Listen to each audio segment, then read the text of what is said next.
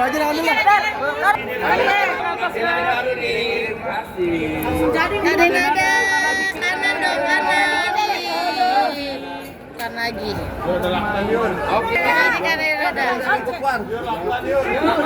Siap teman-teman. Oke. Abi yuk. Maul di mana ya? Maul.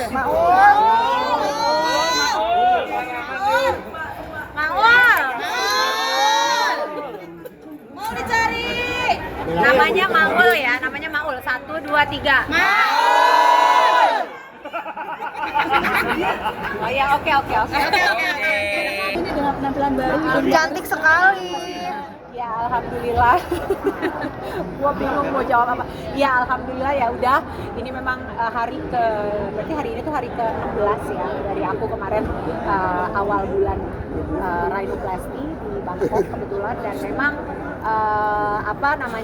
baru 3 hari 4 hari lalu aku sampai lagi ke Indonesia, dan ya udah alhamdulillah berkegiatan lagi. Pada akhirnya jadi sebenarnya ini adalah plan yang udah aku punya udah lama, cuma aku nggak pernah share sama siapapun. Cuma makanya kalau misalnya dilihat, aku selalu bilang apakah setelah facelift akan melakukan apa lagi, aku selalu bilang possibly, kemungkinan besar, tapi aku nggak pernah share apa. Bahkan semua prosedur operasi plastik surgery yang aku lakukan itu semuanya sebetulnya sudah ridho dan restu dari almarhumah mama. Jadi semua tuh udah aku omongin. Mama kan gak ada bulan Januari. Aku pertama kali waktu itu surgery di tahun 2023 itu facelift, lower facelift di Korea. Lalu 2025 ini aku melakukan 2 prosedur. Di bulan Februari itu facelift juga, cuma wajah bagian tengah ke atas. Dan kemarin ini aku melakukan rhinoplasty. Dan semua ini sudah aku minta izin sama mama dan mendapatkan restu dari beliau. Bahkan sebetulnya kalau boleh aku cerita sedikit dan share sedikit, yang support sekali untuk aku melakukan prosedur-prosedur itu sebenarnya adalah beliau, gitu ya. Dan ini adalah suatu plan yang sudah aku persiapkan dari jauh-jauh hari.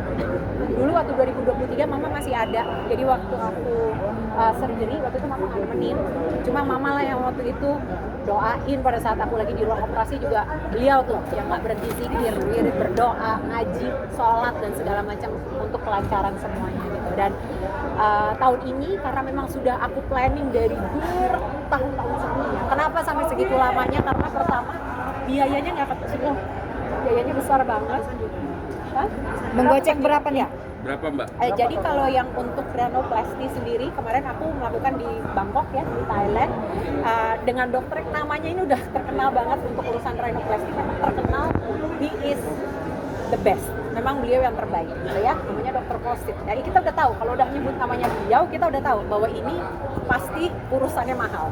Dan memang betul pada saat aku cek juga harganya itu 660.000 baht, kalau misalnya dikurskan sekitar 300 juta rupiah gitu.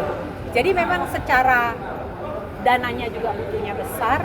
Aku juga harus libur sekian lama, nggak kerja gitu, sehingga otomatis penghasilanku juga nggak ada selama sekian lama. Anakku juga aku mesti pikirin gimana pengaturannya. Jadi ini semua sudah aku persiapkan udah sejak lama. Tapi puas nggak dengan hasilnya ini? Alhamdulillah aku happy dengan hasilnya dan mohon doanya dari semua recovery. Oke. Ada sinus nggak ada, aku tidak ada masalah dengan ini. Jadi seutuhnya 100% aku melakukan tindakan ini memang untuk kebutuhan estetik. Kenapa? Karena aku ini yang sebetulnya juga kenapa mungkin aku jelasin sedikit kenapa almarhumah mama itu dulu sangat amat suportif. Bahkan beliau dulu yang pertama kali bilang kamu harus benerin, kamu harus menjaga. Kenapa? Karena beliau bilang kamu masih bekerja di dunia entertainment dan ini masih menjadi sumber nafkah utama aku. Gitu. Jadi karena itu untuk aku yang usia aku ini 47 tahun loh, teman-teman. 47 tahun usia aku.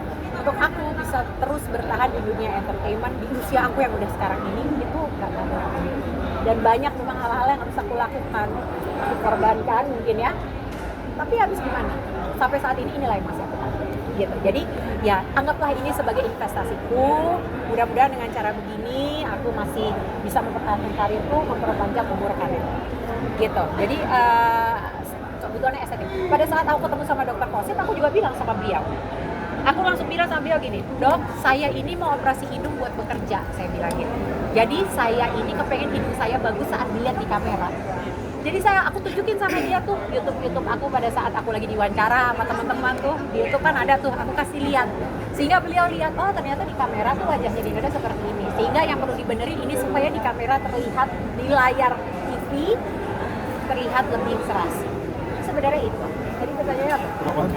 Pro kontra itu udah pasti. Udah tahu bahwa itu memang akan terjadi. Expected aku pun tahu. Ya tapi aku bisa bikin apa? Jadi keputusannya memang sudah keputusan aku sudah pertimbangkan masak-masak segala resikonya ya memang sudah aku pelajari juga sampai pemilihan dokter pun sudah aku dengan hati-hati aku lakukan gitu. Jadi ya aku nggak akan bisa merubah semua netizen untuk jadi pro ya memang ya sudah lah.